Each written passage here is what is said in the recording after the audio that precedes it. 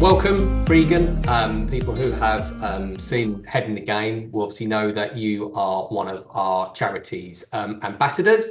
Also, a right back for Scottish Championship team, Haverton Academicals.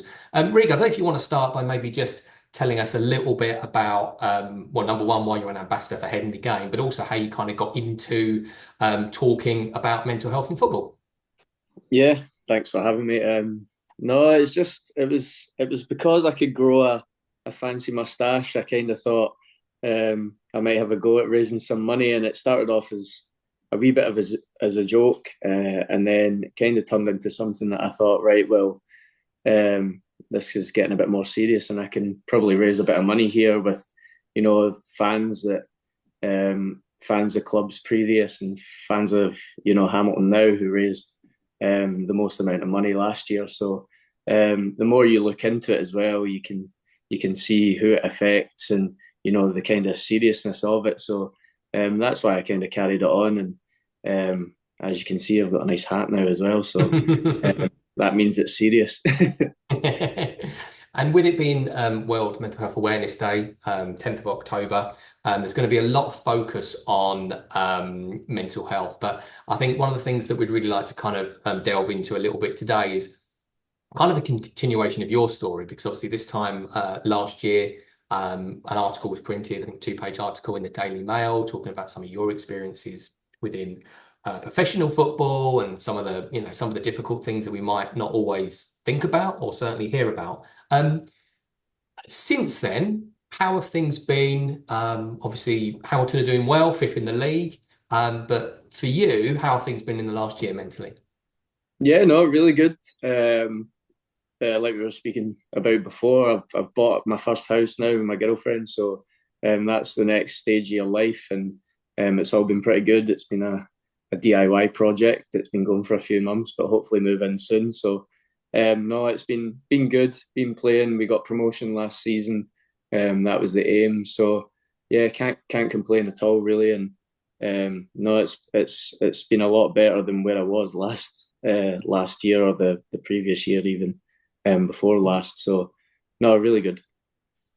Good to hear. Really good to hear. And again, obviously, I know we're kind of into October now, but pre-season, obviously only going back a couple of months. Um, what's that like for someone that's obviously been at a club for a year or two, um, mentally knowing that you've got to go again? There's obviously the physical side of things, but the mental side of things. So how do you kind of prepare for a new season, with all the comings and goings, and potentially someone coming into your position and competition for places and that sort of thing?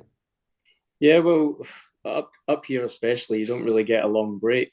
You get 4 weeks, I think we had last season, something like that. Only 4 weeks, so it's not that long. You won't lose that much fitness, and you kind of just you're off, and then you're back in again to do it all over again.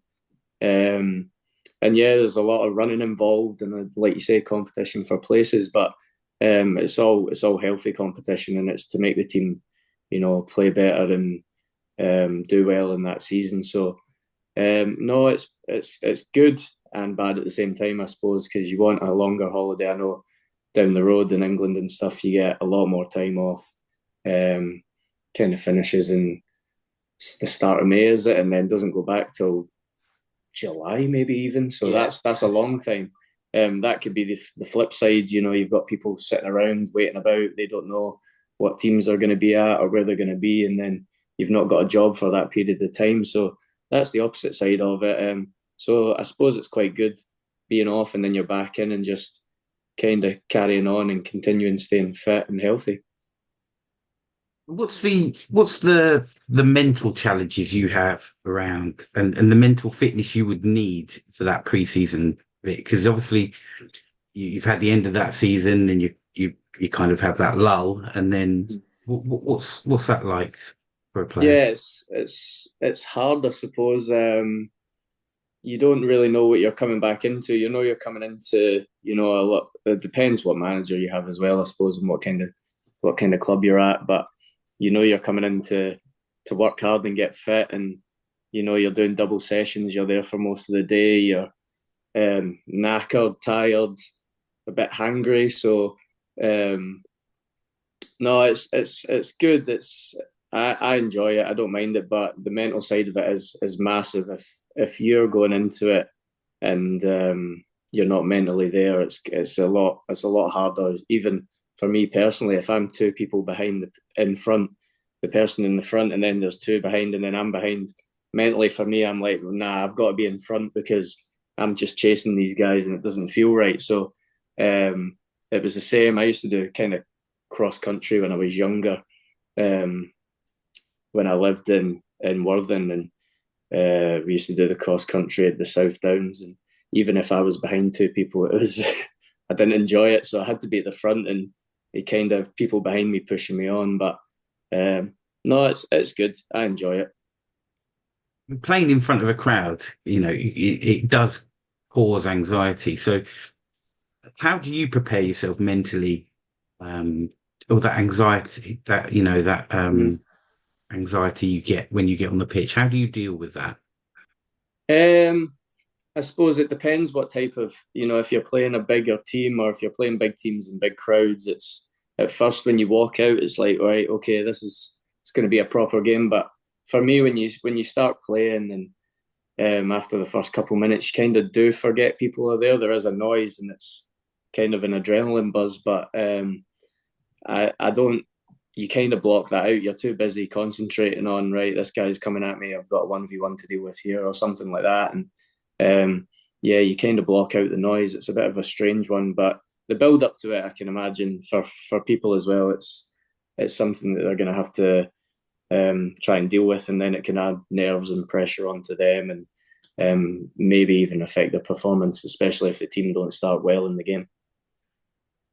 And when you're in that environment, again, obviously, we've watched thousands of football matches, but I've only ever played at a low level. So, when you're a high performing sportsman, how quickly do you recognize whether the team's doing well, whether you're doing well? I mean, is it like you said, you're kind of on autopilot, or do you quite quickly realize we're in trouble here, or I'm in trouble here? Is it kind of instant? And then how quickly mentally are you able to adapt to Well, if you're 2-0 down in 10 minutes, you'll know, and everyone in the stadium will know, and they'll let you know. So, that? no, but yeah, it's hard if you get a bad start, and then especially if you're playing away, and it depends if you're playing at home, it differs. But if you're playing away and you kind of backs to the wall stuff, and you're playing deeper, and you kind of know that there's pressure to soak up. But after that, like I say, when you're playing in the game, if you see that out, if you manage to see that out, that's kind of the tactical side of it. You can kind of ease into the game and perform better as a team. But that's why you have captains and stuff like that, and leaders on the pitch that will help, and your manager as well should be helping you deal with that. Mm.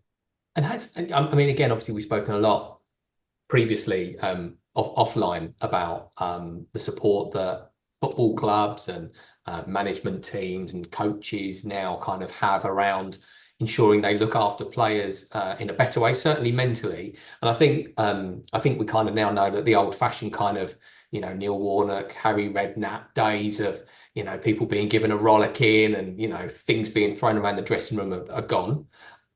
But still, is there still that pressure to perform, but also on those times when you're not performing, um, how mentally difficult is that to deal with? That if you're not performing and it's been recognised.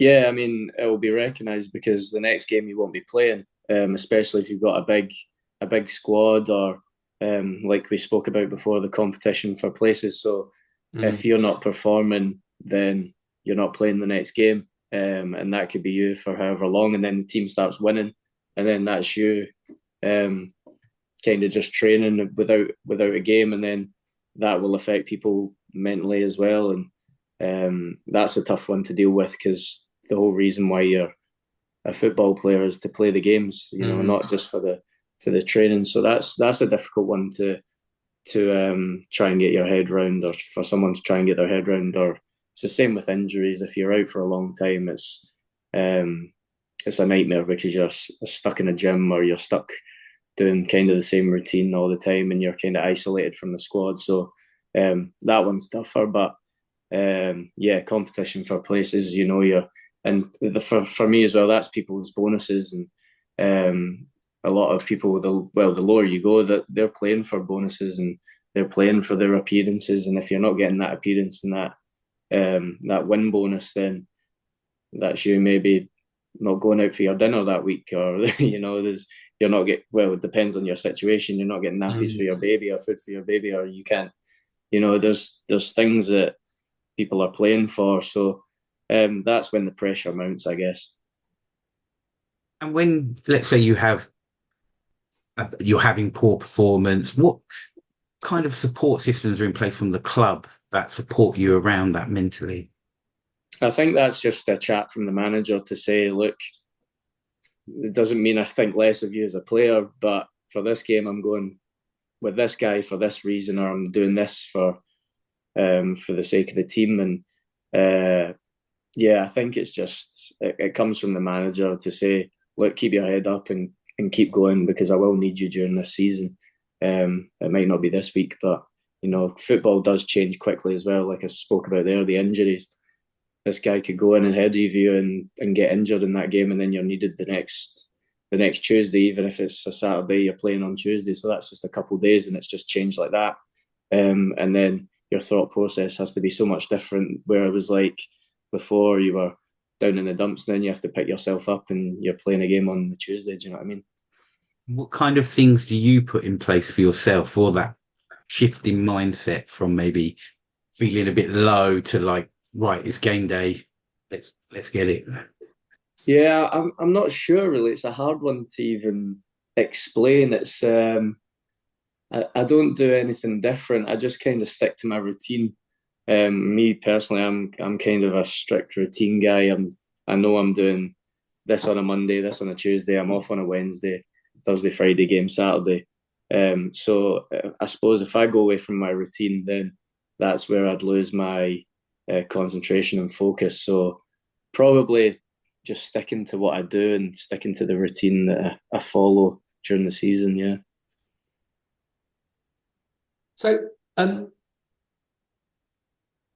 there's obviously going to be times in a footballer's career when they are out of the team, or someone is brought in and plays in front of you, etc., etc. Kind of similar to what Matt said there, but maybe expanding on it a little bit, is obviously your physical routine of the training and what you're doing would be exactly the same. What's the impact, let's say, for instance, that you have a period out of form, 3-4 matches go by, and it's clear that you're probably not going to get back in the team. The manager might give you an inclination, or the coaches might be like, this guy's going to be ahead of you for the rest of the season. How difficult is that to deal with? And then also, at what point do you then start to think to yourself, maybe I need to find another club, a loan, go looking elsewhere? What is the impact of that? Yeah, it's definitely tough, especially if you're at a bigger club. I'd say it's not great, but it's not too hard to kind of get out of. If you're at a big team, it's easy enough to go on loan. You've obviously got the loan windows in January and the end of the season. So, what are we now? 3 months? Is it 3 months from January? So, yeah. Basically dig in for 3 months, and then you can see what happens in January. It all depends on the situation of the team and the player, I suppose. But if you're at a smaller club and you'll be needed, so the club might not let you go, because you've got a smaller squad, you've got a smaller budget, so you'll be told to just hang on. But I suppose that's why up here in Scotland, especially, they don't really do long-term contracts. I suppose if you're stuck in a longer-term contract, you're trying to get bought out of your contract, and then it starts to get sticky. And then, if you're somewhere you really don't like before, I was at Hartlepool, and that's somewhere that I really didn't want to be. So for me personally, I'll just leave. Like, I don't mind, but there's people that need their money, and they're in their contracts, and they're in their contracts to get their money for, like I said before, the mortgages, if they've got kids, if they've got people who depend on them. Mm. then they need to really dig in and stay with that team. But yeah, the loan market comes quick. I mean, that's January coming up. Well, after Christmas, the C word soon. So Yeah. it's not that long. So there is always an option for people. Do you know what Mm. I mean? It's just about figuring out what's best for you. And I think that's really interesting, and it's something that I sometimes forget as a fan, as a supporter, that I see a squad of 25, 30 players, and you just sort of think, well, you're paid X amount, and we pay your salary and all that sort of thing, and you should just be ready to perform at the drop of a hat, and every week you should be doing 8 out of 10. But in reality, that's not real, is it? And the point you made there is really, really interesting, that you used Hartlepool as an example, but if you had moved to another club, which is considered to be a step up, and you are paid more money, but it doesn't work out there, then why shouldn't you say, well, actually, I am going to sit here for the next 2 years of my contract because you wanted me 6 months ago. Now things have changed. That's not my fault. I've upped sticks. Obviously you went from Scotland down to Hartlepool, which, not a million miles away from home. But if you'd moved from, let's say, for instance, now Hamilton down to, I don't know, Gillingham or Exeter or someone else at that kind of level, it's not going to be as easy for you just to turn around and go, well, that's it. Actually, I'll just go back off up to Scotland. I'm now Yeah. on double the salary. You've given me a 2, 3 year contract. Why should I just go quietly? I mean, I can imagine that's something that happens quite a lot. Yeah, you see it a lot. Do you know what I mean? Even if you go down, the club's not paying your accommodation, so you're going down. Mm. You're moving your. Some people move their whole family down, and that disrupts them. So if that doesn't go well, then you've got an issue at home. I guess you're coming back. You're in a bad mood because you're not getting a game, Mm. or anything, something like that. You're not enjoying it basically, and you're gonna have to go home. You've just moved your family down. You're getting blamed for moving the family down, and Yeah. it kind of escalates and snowballs into a big blame game, and it's not something that you want to be involved in, really, is it? It's You want Mm. to be happy and you want to enjoy your job. I think anyone wants to. It doesn't matter what job you've got, you want to enjoy doing it. Otherwise, you're not going to do it. Mm. So yeah, that's kind of what I really go by. Like if I'm not enjoying it, I'll not be there.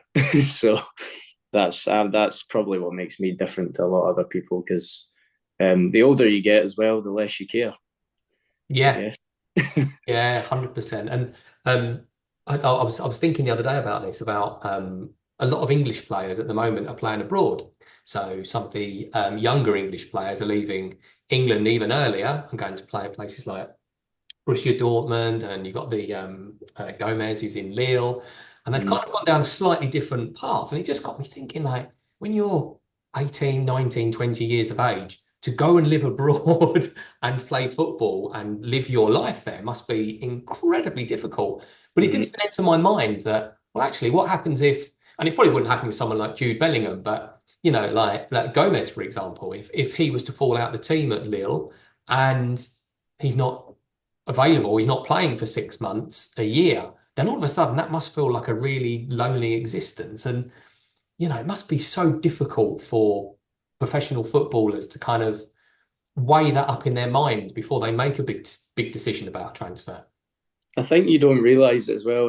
If he's going over and he's in a different country, he doesn't speak the language. He's obviously Mm. having to learn the language. Mm. He'll go to training and go home, and then yeah, he might do a bit of revision or something on his languages and stuff like that. But to keep him busy, that's why so many people play the PlayStation and stuff like that. Do you know what I Yeah. mean? It's like he'll go and go back, but I suppose when it's a new place, you kind of explore and stuff like that. So that's a kind of different level. Do you know what I mean? I can only go back to what Sure. I'm on. I was going to Hartlepool. I was going to Durham for training, then home, and I'd sit in the house and I'd go to Tesco's. And go for my food shop, and that was about as exciting as it got. Um, go home, cook my dinner, and then do it all again the next day. So yeah, it's hard for footballers. The spare time that you have, people are like, "Oh, but you're only training for half a day. You're done by 1:30, 2:00." but you've got that rest of the day. Everyone else, your pals might be working, your family might be still at work, and you've just got to kick about until the next day. So it is a tough one, to be fair. You watch a lot of Netflix. As being part of a team, you'll have seen people coming in and leaving. What advice could you give to someone coming into the team? So what support do you give as a team is really what I'm interested in, because it's a bunch of guys that play together, work together. If you're coming in from an outsider into that team, what's your personal experiences like, but also what advice do you have for people that would, let's say, come into your team? Yeah, I mean, when people come in, they're usually, really excited to be there. They'll be ready to go straight away, and that kind of drives the standard of training and the standard of the team. And it always goes back to the competition of the places. This guy's come in and he's going to try and take your jersey off you to play on the Saturday, so that will improve your performance as well. So that's why it's done. Yeah, that's from my experience. I think coming in, there's not been any teams that will, people won't get kind of neglected and seen as an outsider when they come in. When you sign for your team, that's your new teammate. You go and you get to know them, and you sit beside them every single day. You see your teammates more than probably what you see your family. And yeah, it's just that's the way it kind of works, I suppose, and that's the way it works. And there's an interesting thing you said there about, there's that kind of, it pushes my game up, it keeps everyone fresh. But on the flip side of that, what we talked about earlier with people struggling, if someone was, let's say, mentally struggling, you could visibly see it. How does the team work together to support each other? How do the lads actually support each other? Or have you ever had that yourself as well, where you were Yeah, struggling and people have come around you? I think you can notice when someone's down. And for me personally, I just got to try and make them laugh. Do you know what I mean? If I can make them laugh, or smile at least, then just put an arm around them and say you're all right. Even, do you know what I mean? It's that goes a long way. I know they might not be all right, but at least they're talking about it and being open about it, because that's just the main thing, really, isn't it? And like you said, we're a team, so we'll stick together, and there's people that are gonna be happy, and there's people that are gonna be disappointed. So it's trying to find that balance as well. So that's why I think it's quite hard for managers also to keep that balance. But our manager's good at the moment at Hamilton. He's very open and transparent, and he'll pull you aside and talk to you if need be. So no, he's good at that side of it. Yeah. And in terms of that support, I know we've spoken off camera before about this. The kind of higher you go up the ladder, the more psychological support and the more the more support the bigger clubs do have to be able to offer counselling services and all that sort of thing. Has any of that filtered through? And maybe not so much yourself, but if there was someone that at another club who isn't supported in the same way, would they know how to get some support and get some help? Yeah, I think now the PFA in Scotland have really tried to make a difference. I think it was after they donated for my Movember, to be fair, so I think I helped. But no, they've opened a lot of resources. I'm the rep for Hamilton, so I kind of forward on all the messages and stuff like that they have for players. So there's options out there for people with the PFA now, and they've made it more visible to see. Do you know what I mean? And it's easier to access now, I think. But yeah, there's, like you say, the resources at our club. We don't have a mental health. I don't even know what you would call them, mental health person. Kind of dedicated to that job. That just wouldn't exist. So that's why your teammates are so big for you, to be honest. And talking to your teammates, and just that'll get you by. Do you know what I mean? But no, the resources are there for the PFA now, which is good. And it feels like a year on, things are better. Would you say professional game in Scotland in terms of this sort of thing? Has there been a huge increase, or has it kind of been slowly as you kind of would expect? Yeah, it's obviously, I don't want to say it's obviously going to be slow, because it probably really shouldn't, should it? But no, it is. I've noticed a difference. Good. I don't know if it's because I've got involved more now, but I've noticed a difference. There's also a charity up here called Back On Side, and they're getting involved in a lot of football clubs and doing a lot of things with ex-professionals to raise money for mental health and stuff like that. And no, they've gone to clubs. I know they were at Hamilton the other day for a meeting. But yeah, the resources are there, and people are definitely trying a lot more in Scotland anyway, I've noticed. Progress is progress, isn't it? Yeah.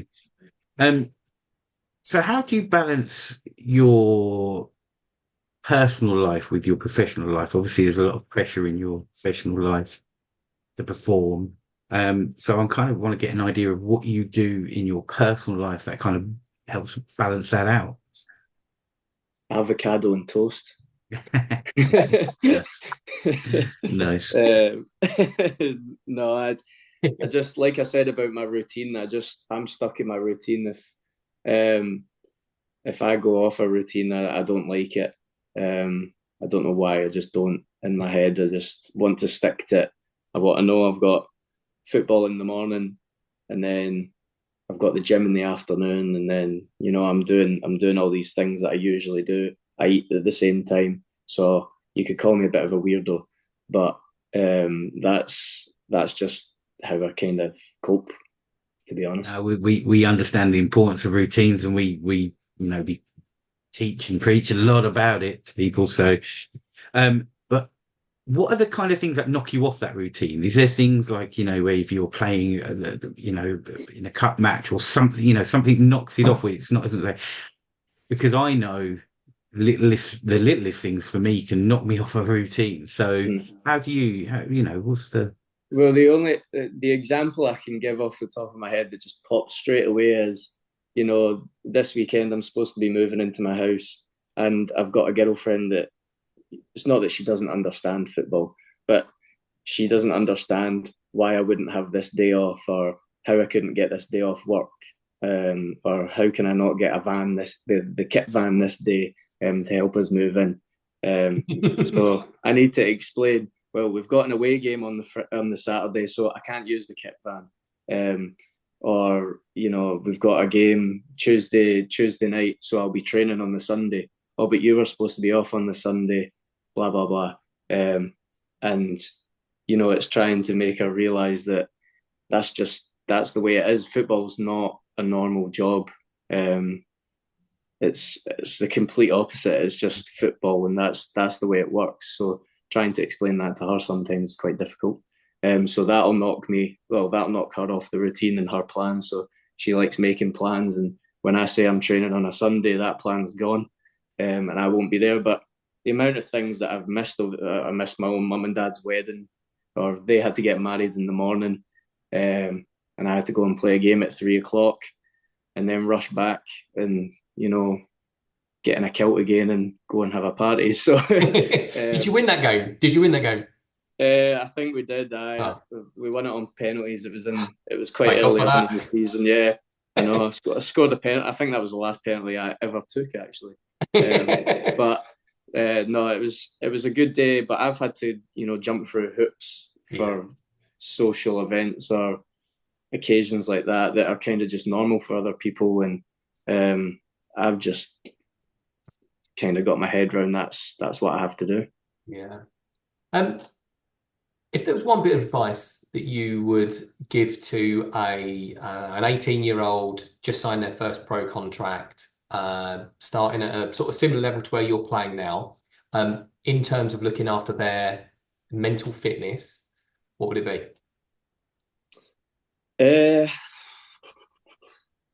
Ask me it again. So if there was a 18-year-old who's just come into professional football in Scotland, similar sort of level and standard that you're at the moment, one bit of advice to that person to look after their mental health, look after their mental fitness within the game, what would it be? I think just coming in and make sure you're at it every day. I think when you're that age, you want to do well. You can see that you want to make. You've got goals. You've got a target of getting in that first team. I want to train with the first team, and then when I start training with the first team, I want to play a game, and I want to progress up the ladder. So when you're that age, you've got that in you to kind of want to do better.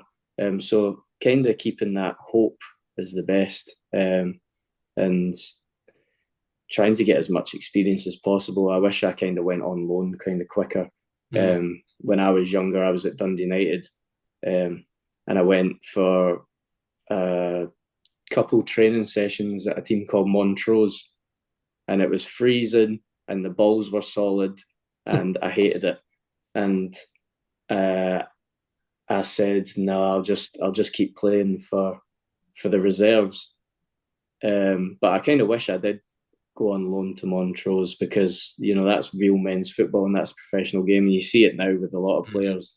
They go on loan, and that's them kind of kicked off their professional careers, instead of playing meaningless reserve team games. There's not even a reserve league up here anymore. I don't think. It's just friendly. So Wow. The quicker you put yourself out there, the better. Do you know what I mean? And that'll get you noticed. Mm. And in terms of your career, so you're, I would say you're probably going to be able to play for another 10 years, hopefully. Have you seen the AstroTurfs up here a bit? Yeah, my knees are in bits. 8 years. But looking towards when your playing career comes to an end, what sort of things within football and possibly mental health do you think would be available to you? So, coaching, is that an avenue that you'd like to go down? Or would it be more on the kind of mental health side? Obviously, we've said that, we think there's a little bit of a gap and, things are moving in the right direction, but maybe a little bit slowly. Is there potentially a role or something that really interests you when you get to that point to go, actually, I think I can help others within the game? Yeah, no, there's definitely a gap, like you say, to do something. Especially in Scotland, something different. Do you know what I mean? I don't quite know what that is. You've got a better idea than me. I'm struggling to arrange a bingo night at Hamilton Stadium for funds for November. So, but no, there's definitely a gap. But I'm doing my B license at the moment. The club have been kind enough to pay for me to get on that. So that should be done by the start of December. So that's something that I kind of like doing. I do the one-to-ones and stuff like that, but I kind of I like imagining all the managers I've had and kind of combining all of that, and what would I do better if I was him, or what would I do better here and there, and how could I, the example I gave you earlier, like this manager we've got now, talking to people, he's really good at it, but some managers don't know how to talk to people, or they kind of just, he'll turn up on a Saturday, you've been playing every week and now you're not playing, with no explanation. And all it takes is like a 2-minute conversation with someone. Look, you're not playing this week, it's not the end of the world, but just keep going. Do you know what I mean? I need you. And that's it. That wasn't even 30 seconds. So no, I like coaching, and I'm kind of doing that just now, but I can see what happens. Hopefully still got another 11 years. If those pitches hold up. If those pitches hold up. Reghan, thank you so much for joining us. We really appreciate not just this, but everything you do for the charity. And we wish you well for the rest of the season. Hopefully get into those promotional places, and this time next year when we're looking at World Mental Health Awareness Day, we're hopefully talking to a Scottish Premier League player. Thanks, Mark. Thank you very much.